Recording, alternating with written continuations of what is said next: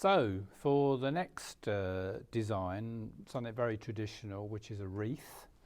For this particular one that I'm going to show you, I'm using what they call a wreath ring, which is one of these wire rings available from florist shops, wholesalers and what have you. They're quite light, they're pretty strong, they don't like being pulled in that direction because you'll end up crushing them, but they make a good base for making a wreath. Of course you can get the Oasis floral foam rings as well, where you poke the material into the foam. There's a bit of a sort of an anti-movement about floral foam these days, and I'm going to make a bit of a point about that and showing that there are alternative ways of doing it. But this is plastic, isn't it, in the foam? Well, it is a kind of plastic, but the thing about floral foam is it just doesn't go away. No. So I know that there's quite a movement, and there is supposed to be an organic version as well. How long it takes to break it down, whether it becomes microparticles, I'm not sure. Yeah, that's the thing. So I think people are kind of trying to go back to using either chicken wire or the spike floral holders, or think of other ways of creating you know, a base, the mechanics for a floral design. And that's really good, isn't and it? Yeah, this is quite good. Time you could use it time and time again. Now, if you don't squash it. Yeah. The purists would say that you should cover this with sphagnum moss and then put your foliage on top. But I asked why, because... And also I have a bit of a problem with sphagnum moss. In the sense that, in effect, you're collecting it from a natural environment. So in a way, there is an impact to doing that. So I've never really seen the particular advantage of using sphagnum moss on these frames. And to start off using the frame, you need to use some floral wire. So this wire is really strong, comes on a reel. You would put it onto the edge of the frame and then just sort of twist it off so that it gives you a good purchase. And once it's on the edge of the frame, it then becomes the mechanics that you use to attach your foliage. So in true sort of Blue Peter fashion, I've sort of made one, or partly made one a little bit earlier, but I don't know if you can see on the back there how the material is bound on with the wire, and I'm just going to reattach a little bit at the top there. Just so that I can finish this off. And the kind of foliage that I've used in there, it's a mixture of material that I think has been kind of garden evergreens rather than the pine that you see used by everybody. You know, this is blue pine, you get the Nordman pine as well. This is very good, it doesn't drop, it has that look and that scent, but it's pretty expensive to buy. So what I'm saying is you know, many of the livery company will be garden owners or will have access to be able to collect material from somewhere. And I've used a variety of materials. So in here there is Senecio, the blue pine I just mentioned, hydrangea heads, which at this time of year are quite ripe. They don't need to be in water. Euonymus fortunii, Photinia, Skimmia, both Japonica and Kew Green are in there, and a little bit of what I call tree ivy, which is the ivy that literally grows on the trunks of trees or walls, and it starts to get berries on it, which has another texture to it. But perhaps you'll notice how it's not exactly randomly on there. There is a rhythm to the way that the material is on the frame. So I always think of working in odd numbers, 3s, 5s, 7s, whatever. I've got 3 groups of blue pine, and the other material is sort of done in 3s. It's a rhythm, and if you don't have that rhythm, the eye sort of picks it up, and the brain says it's kind of okay but not quite right, but you don't necessarily know why. And I think it's because our brains always look for order. That's why we enjoy music, because there's a narrative to the music, and I think we visually look for those accents as well. So I started off, you know, and then just sort of repeat around the edge of the ring. putting the material on. It's an advantage to have the material pre-cut before you start trying to apply it to the ring, so you don't have to keep stopping and starting. So I'm cutting pieces which I suppose are about 100 millimetres long, something like that. Any longer than that, they're a bit ungainly. And by having them accessible while you're working, it just sort of makes the time and motion sort of makes more sense. I'm just going to put this down just to give myself a little bit more room. And again, with the blue pine, that's quite difficult to use, isn't it? Because it's quite rigid. It is quite chunky, and also you also want to take advantage of the material. So a spray like that, you could cut down into 2 or 3 pieces by cutting it at the nodes. Okay. Like that, you're getting pieces which are about the right sort of length. So have them off to the side, and I put the wire on the frame. Don't have the wire too long, and then you group the respective evergreens together and lay it onto the face of the frame. And I always think of it's a bit like putting fish scales or overlaying fish scales. So you work in a particular direction and you move around the ring like this to bind it on. But you only need to do that 2 or 3 times for each section as you apply it. I'm looking at this and thinking, actually, we're swamped with sage in the garden. Sure. Yeah, well, you could use that. Nice, yeah. And I mean, nice and most evergreens, will last out of doors for 2 or 3 weeks. I mean, that you don't have to worry about them staying alive. You could perhaps mist the thing over a little bit, just to, if you wanted to keep it fresh. If you were bringing it indoors, I wouldn't bring it indoors more than a week early. Otherwise, I think the thing will end up just getting kind of slowly desiccated and looking a bit sad. I just need 1 or 2 more pieces. That looks like the most difficult bit to do, the bit right at the end. It's not. I'll show you how you sort of finish it off. And this is that Q green skimmer, which is really beautiful. It's got that lime chartreuse green colour to the buds. Again, they're not flowers. So the ones on the end, you just sort of tuck under where you started and then just bind that off again. And I'll just use a couple more pieces of Fortunii tucked in there.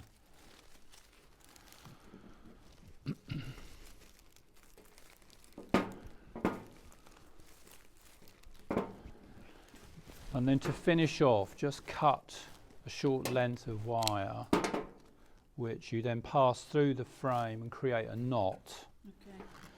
And just pull it tight, just so that.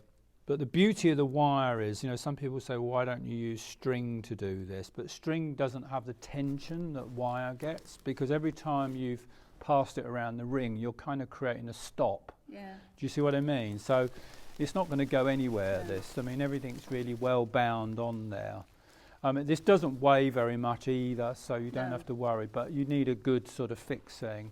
And then to dress it, I'm going to use some other bits and pieces. So I've got Nandina berries here, Nandina domestica. It's one of my favourite evergreens. There's something about them, the birds never eat them. They will stay there for year to year almost. Goodness. The only thing I've ever seen eat them are mice. And I think even they have to be desperate.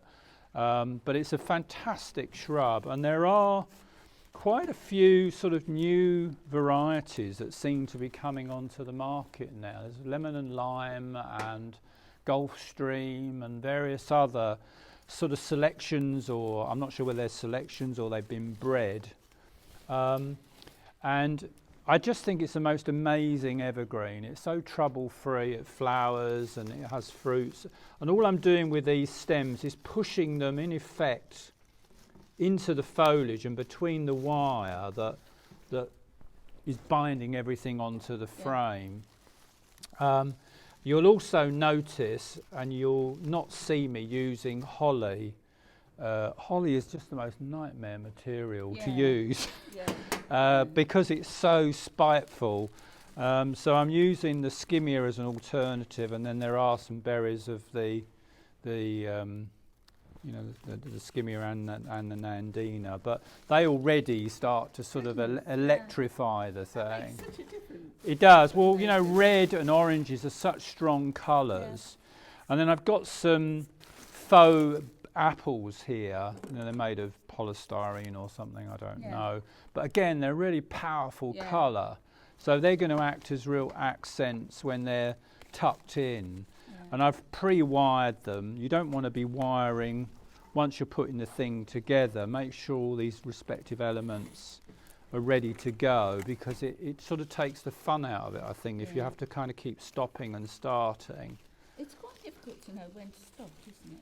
I think it is. And also, as we were saying earlier, don't agonise for too long about how long it's going to, you shouldn't be taking half a day to make something like this. Crack on with it. Yeah. It won't necessarily be better because you spent, a huge amount more time. And then we can put in some pine cones, which again I've also pre-wired. So they have just a butterfly of the stub wire. Push it through the foliage, and you don't have to twist and twist and twist. You can almost sometimes just turn the wire back on itself. So it has a sort of a hair grip effect, because the cones weigh very little. And so also, because after Christmas, you want to reuse them. Yeah. So the thing is, pine cones, again, if you're buying them, they're not inexpensive, 20 pence each. I mean, it's crazy, 4 shillings. When you think about that, it sounds like a lot of money, doesn't it? But no, I always try and upcycle or recycle all these bits and pieces, because you can then have a stock of things that you can reinvent, the following year. I have some swags in the residence that I made 30 years ago now. Goodness. They look a bit like Grinling Gibbons carvings. They're about 2 metres long. Yeah. They're the foundation for the mechanics is a piece of 2B1 with chicken wire. Yeah. And then everything else is wired onto it. And by just giving them a new coat of paint or accessorising them in different ways, they look amazing, and they just get kept in the basement, dry, dust-free conditions, and then get reused from year to year, and they look fantastic. So they've really earned their keep. One other sort of tip, I think, if you're doing things like this as well, is don't group the elements that you're putting into the design. Don't do 1, 1, 1, 1, 1. It just looks boring. If you can do 2s or 3s, I could have used these 9 apples individually, but actually making 3 groups makes them much more powerful. They sort of work harder. And with the pine cones, again, 2s or 3s look better than just 1 individually. And I think it's a difference between how an amateur would do it and how a professional does it. But you're making the material work harder, for want of a better expression, by grouping it. And you get so much more impact, don't you? Yeah. So you can see how, and it's also about the disposition of the elements. This triangulation is a more powerful setting than, dot, dot, dot, dot. It's just like a border. This is like a flower border, but it happens to be a wreath ring. If you make it too dotty, it's too much information. And it's the same story. That's why people say, oh, you can do flowers, but actually you're a gardener. It's the same thing. It's the same design disciplines. It's about composition, it's about ingredients, it's about balance, scale, texture, all of those things. Colour and those disciplines come into both branches of the industry, if you sort of see what I mean. So that's one made using what I think of as being sort of a natural garden, sort of palette and material. And then I've got another one which I was going to show you, which again I've also sort of where you sprayed those leaves. So here, and I'm going to finish this off, but here I've just used Nordman pine as the background, and then I've used Magnolia grandiflora leaves, which I've sprayed with the floral. The floral. Now these would just look green if I hadn't done anything with them, and a bit lackluster. But I love magnolia foliage because it's so visually strong. I mean, it's a really strong shape, and I love the reverse of the leaves because you get that brown indumentum, I think it's called, on the reverse of the leaves, which is like felt. I mean, really beautiful, which adds another little something to the design. So I've sprayed the magnolia, which of course is North American, a great evergreen, and there are some more compact varieties of magnolia. That's a good example of the brown on the back, which is, I love textures, you know, it's not just about the front of the leaf, but it's the reverse as well. And then into the frame, and I made this frame in exactly the same way that I did the other. I bound it on. This just happens to be a larger version.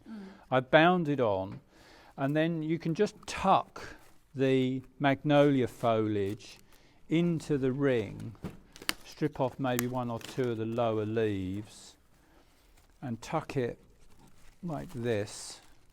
And again, you see how it's all going in the same direction. So they're not necessarily overlapping, but it's the rhythm that's being introduced, which, again, rather like the rhythm of the elements, you kind of need to make sure that it's working as hard as it can, and yet at the same time allowing what's behind it to be seen. It's not just about what's on front, sort of thing. And then there are one or two of these, I mean, in the industry they call them picks, made by our friends in the Far East, not very expensive. I mean, things like this are probably about £1.50, something like that. You can buy them in florist shops. You can often buy them in pound shops. If anyone's ever been to any of my demonstrations, you know I'm a big fan of pound shops. I think they're now £2 shops, but they do have a lot of these sorts of things sometimes. Are very inexpensive, and when you see them on a shelf, they look rubbish. They look cheap. But if you mix them in with other things, they give you the lift, and especially if you're trying to. If you're doing a big, you know, a quantity of elements, or if you're doing a big scheme somewhere, you might need 40 or 50 of these things. So if you're working on a budget, you need to find things that almost act as fillers to supplement the other materials that you're putting together. But again, these sorts of things could be stored and reused, and it's a one-off expense, but you could maybe get up to 10 years use out of them if they're used carefully. But I've bought things like this before in the past, and I'll probably only pick up one. And actually what I must remember is to pick up three, at least three, and maybe not get, if there was 3 or 4 different sorts, don't get 3 of this and 3 of that. It'd be better to have 9 of the one brand, the one flavour, than too much variety is not necessarily a good thing. No. Again, these are little, I don't know, I suppose they're supposed to be crab apples, but they're just sort of frosted. And again, once they're introduced into a design, they add something to it that on its own it wouldn't have. I've also used the pine cones, which have been sprayed white.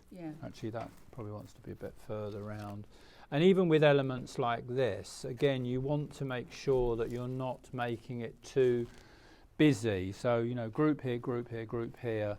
You know, the positioning of them, think about it, because it's kind of important so that the design holds together and doesn't look as though it's just been done randomly.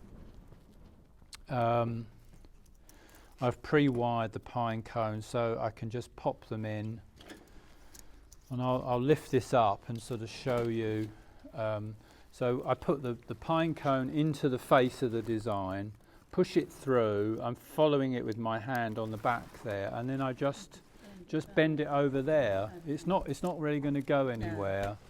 And when I was playing around with the magnolia leaves, when I sprayed them, individual leaves, you can wire together as well. So I put one wire through this group of leaves, and if you had the time, you could do a wonderful design where it was just magnolia leaves. Would look amazing.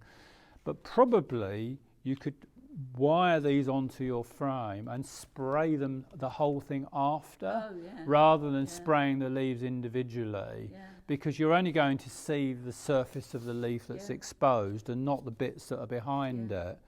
So again, and this could be done with laurel.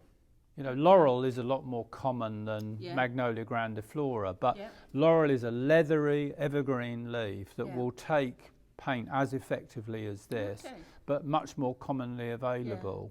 So, I would never have thought of doing that. Of what, spraying it, or? Of spraying something like laurel. Yeah, it works really well. I guess one of the key things to remember, make sure that it's dry when you spray it. So if it's been in the garden, bring it in the day before. Put it somewhere that's going to dry out the surface. Moisture is, removed. Otherwise, the paint won't stick as effectively. So it's worth bearing that in mind as well. And then if you can see the threads that are sort of running through this, because what I've done is I put lights in this as well. So that animates the whole thing in an entirely different way. That's now, fabulous. the great thing about, with the invention of LED lights is that it's transformed Christmas illumination. Ones that you plug in take 90% less energy than regular incandescent lights. But it also means that with these little tiny battery packs, 3 AA batteries, I think there's about 50 bulbs on this. I think the little pack costs about £4, pretty inexpensive, can be reused. But it means you can hang that on your front door, switch it on and off if you really want to be bothered. But the batteries I've found on something like this would last about 5 days with it on permanently. They really use remarkably little energy. But again, it takes it to another level by doing that. The lights take it to another level. Everybody sees Christmas trees, which are just wreaths. But do this, and it can be something else. This is a nice blue one. You get warm white, you get multicoloured, and all the other things as well. But it's just another way of actually not, we're not a great deal of material looking. And if you were buying that from a retail florist in London, that would be about 60 or 80 pounds probably.